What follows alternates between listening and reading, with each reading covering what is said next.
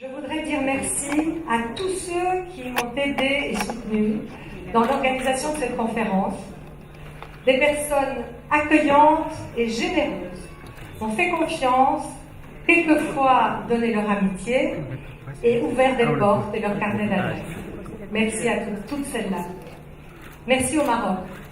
J'ai découvert un pays passionnant par sa volonté d'allier modernité et tradition dans sa culture et dans sa propre identité.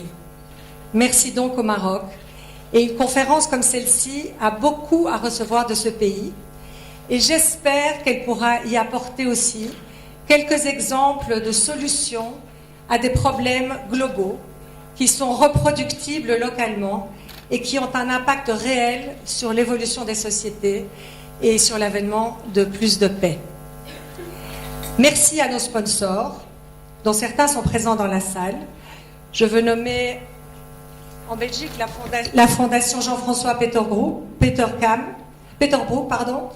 Je veux nommer la Fondation Saham, Devoteam, Four Seasons, Creative Associates et notre partenaire média, le groupe Ecomédia. Ils nous ont fait confiance aussi. Je les remercie pour leur générosité et pour leur soutien à une cause qui est essentielle et universelle, celle du rôle des mères pour la paix. Alors, Mères pour la paix, pourquoi ce sujet? Parce que la mission de Make Mothers Matter est de faire voir et de promouvoir l'importance du rôle des mères pour la paix et pour le développement des sociétés. Plus les mères sont éduquées, informées, consultées, partie prenante, plus leur impact sur la famille et sur la société tout entière sera positif. C'est vrai dans tous les domaines, et c'est vrai dans le domaine de la paix. Par cette conférence, nous voulons montrer qu'il faut agir sur 4 niveaux. Le niveau familial, le niveau communautaire, le niveau national et le niveau international. La paix commence à la maison et en chacun de nous. Les mères sont les premières éducatrices de leurs enfants. Les valeurs et les comportements qu'elles transmettent sont fondamentaux. Pour pouvoir faire au mieux cela, 2 choses sont essentielles: l'éducation des femmes et l'absence de violence. Les mères doivent être éduquées et informées, et l'absence de violence dans l'environnement familial est cruciale. C'est la base de tout. Si nous voulons la paix, commençons à la maison. Le rôle des mères pour la paix dans les communautés, il est constant. Il est dans le monde entier. Il existe tant d'initiatives de mères qui rassemblent au-delà des clivages et des antagonismes pour réconcilier les communautés ou simplement pour améliorer la sécurité au quotidien. Ça a été vrai en Irlande, entre les mères catholiques et protestantes. C'est vrai dans certaines banlieues françaises, où les mères parlent aux mères, une initiative de MMM, les mamans parlent aux administrations locales pour identifier les manques de sécurité, pour proposer des solutions et pour participer à leur mise en œuvre. C'est vrai en Colombie, et nous l'entendrons aujourd'hui, où les mères œuvrent pour la réconciliation après tant d'années difficiles. C'est vrai entre les mères palestiniennes et israéliennes qui marchent ensemble pour montrer qu'elles sont mères d'abord et peuvent s'entendre parce qu'elles ont tant en commun au-delà des clivages, dans leur humanité et au-delà des différences politiques. Nous verrons aussi que c'est vrai au Maroc. C'est ça que nous voulons mettre en avant, c'est cette capacité des mères à se rencontrer en profondeur et à transmettre à leurs enfants un monde en paix. Nous voulons que, ici et partout dans le monde, les autorités locales prennent conscience de cette spécificité des mères et leur donnent la parole, les consultent pour des communautés plus en paix. Ça, c'est le niveau communautaire. Et puis, il y a le niveau national.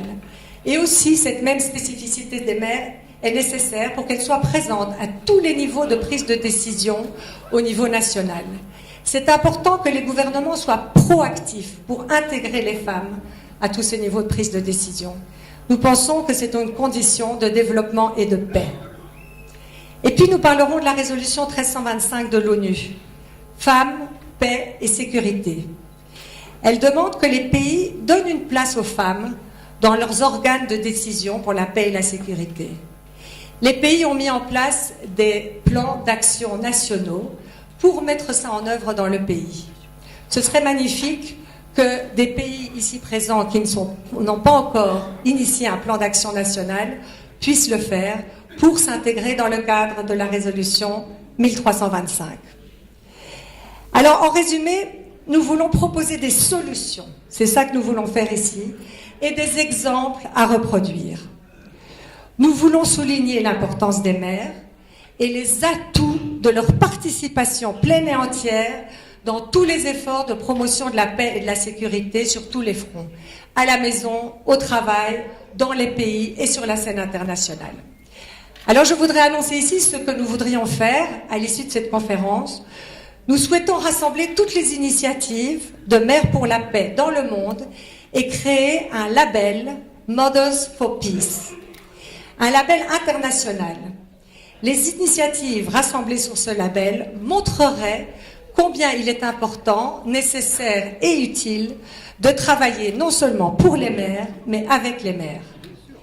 Alors nous faisons appel à vous tous, à vos communautés, à vos associations, pour faire connaître ces initiatives, et nous créerons un comité pour l'octroi de ce label Mothers for Peace. Et à cette occasion, nous allons garder l'adresse de la conférence mothersforpeace@makemothersmatter.org pour rassembler ces initiatives. Donc pour conclure, ce que cette conférence voudrait vous dire, c'est que de manière générale, les mères font partie de la solution. Il faut travailler avec les mères et nous lançons un appel aux décideurs pour qu'ils reconnaissent que les mères sont une ressource malheureusement trop souvent inexploitée et qu'il est nécessaire de mettre en œuvre la force incroyable des mères pour l'avènement d'une culture de paix dont le monde a tant besoin. Alors, je voudrais que cette conférence, nous voudrions que cette conférence que nous organisons avec Care International, dont la directrice générale va s'adresser à vous après, nous voudrions vraiment que cette conférence reste dans le domaine des solutions et de la mère dans tout ce qui est humanitaire. Nous voudrions vraiment éviter les discussions politiques ou les discussions antagonistes. Nous sommes ici pour discuter de paix et donc nous vous demandons à tous d'être constructifs et positifs et de faire de cette conférence un moment qui soit inspirant et qui rassemble des solutions pour tous. Voilà, je vous remercie et je donne la parole à Halima Ghazali.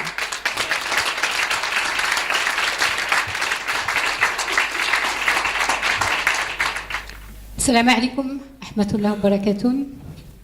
Votre Altesse Royale, Princesse Esmeralda de Belgique, Mesdames et Messieurs, je remercie tout d'abord Sa Majesté, le roi Mohammed VI, que Dieu l'assiste, d'honorer de son haut patronage la conférence internationale Mères pour la paix.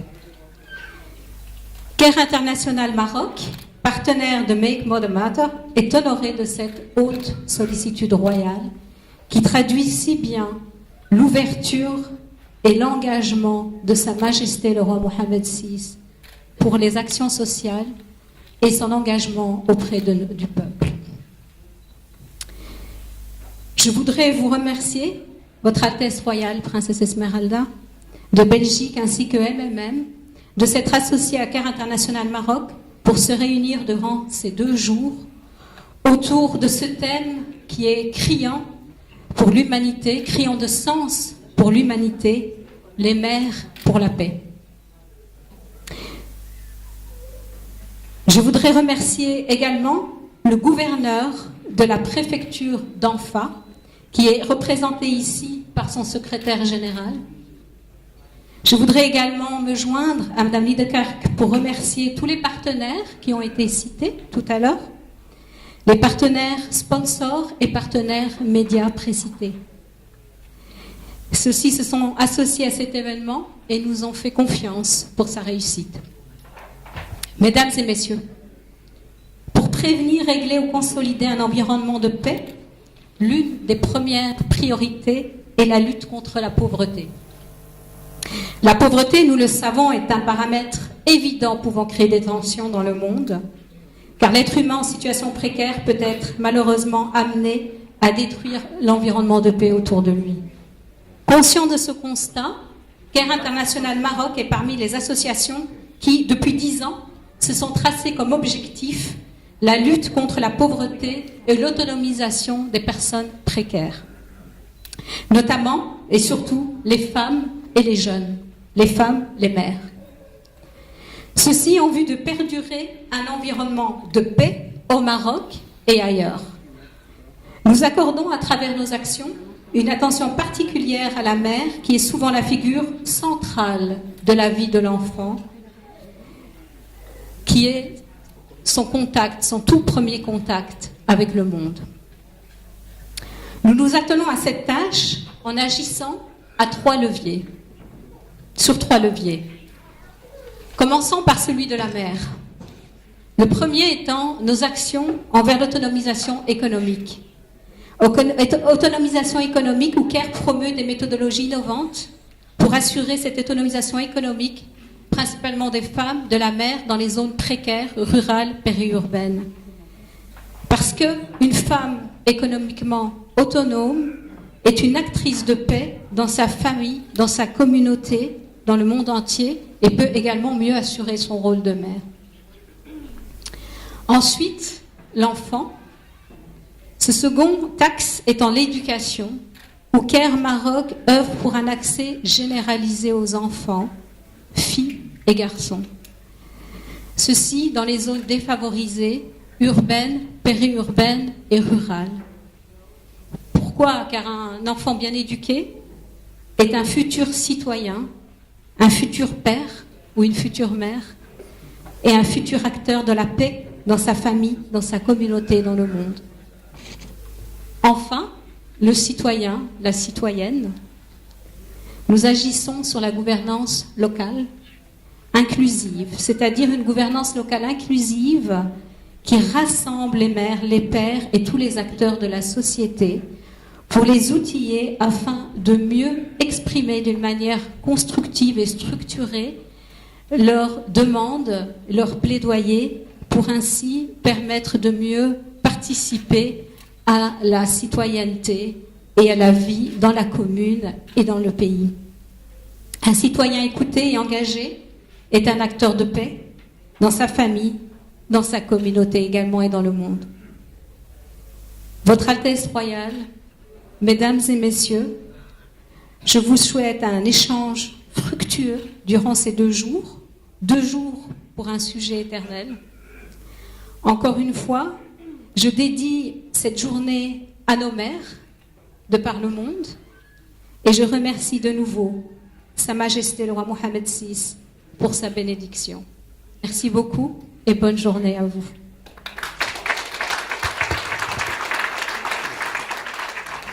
Avant le discours de Son Altesse Royale, la Princesse Esmeralda, je voudrais vous présenter une jeune femme qui va nous aider à profiter au mieux de cette conférence.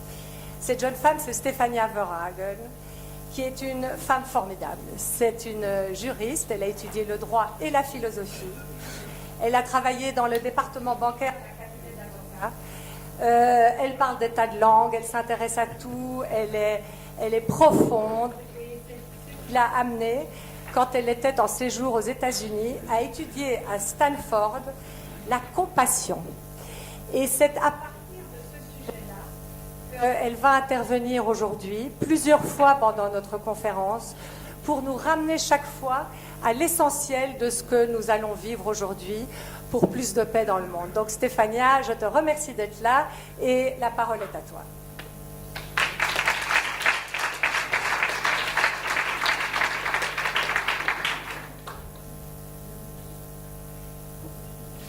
Vous m'entendez? Alors moi, je voulais vous proposer une méditation qui va nous aider à vraiment tirer le meilleur de cette journée, de ces 2 journées. Et c'est une méditation assez courte qui va nous prendre 3 minutes environ. Je vais vous demander de vous installer confortablement, le plus confortablement possible sur vos chaises. Et si vous le voulez bien, une fois que vous êtes bien installés, nous allons fermer les yeux. Et prenons ensemble 3 respirations profondes. Vous inspirez par le nez. Et lorsque vous expirez, relâchez non seulement l'air, mais aussi toutes les tensions du corps. Vous pouvez encore faire ça 2 fois.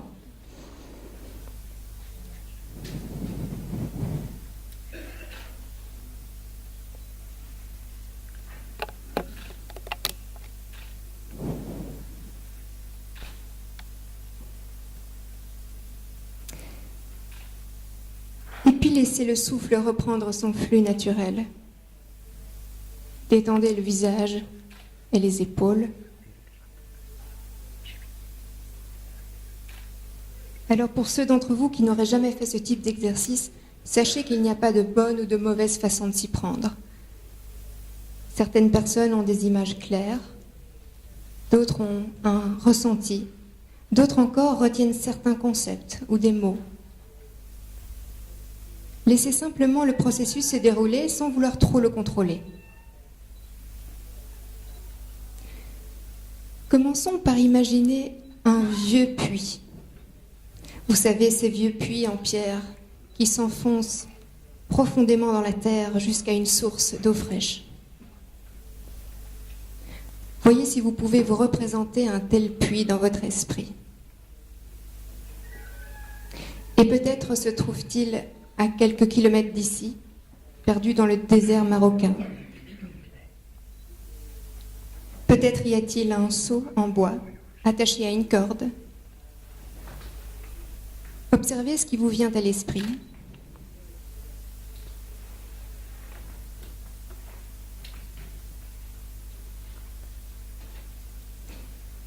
Et voyez maintenant si vous pouvez vous représenter vous-même dans ce paysage, à côté du puits.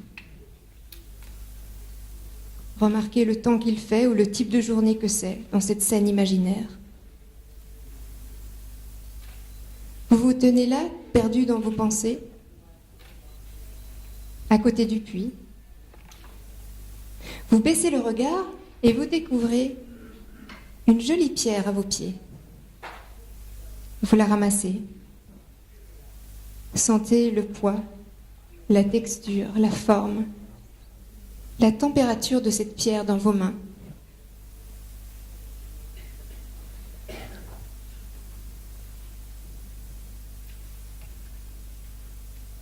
Et imaginez maintenant, dans le monde de l'esprit où ces choses sont possibles, qu'une question est logée dans la pierre. Une question toute simple. Qu'est-ce qui m'amène ici, à cette conférence Mothers for Peace? Ces 2 journées de conférence, qu'est-ce que j'espère en retirer?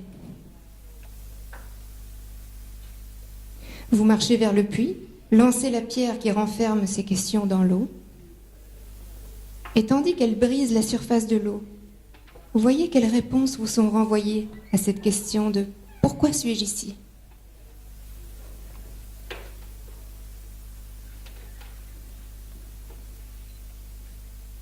Et tandis que la pierre se dirige lentement vers le fond du puits, voyez si d'autres réponses parviennent jusqu'à la surface. Peut-être que la pierre frôle le bord du puits et qu'une autre réponse fait surface. Pourquoi suis-je ici? Pourquoi le thème des mers pour la paix?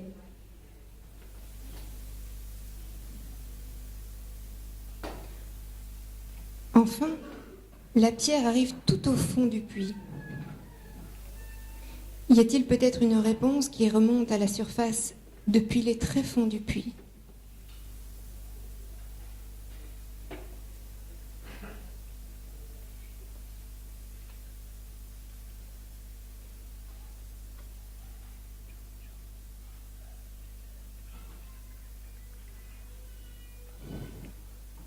Petit à petit, vous pouvez ressentir vos pieds sur le sol, votre corps sur la chaise, vous recontactez au monde à l'extérieur de vous. Vous pouvez ouvrir les yeux s'ils sont fermés.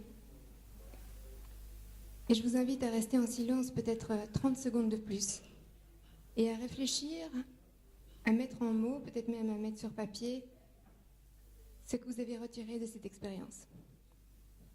Merci. Merci Stéphane.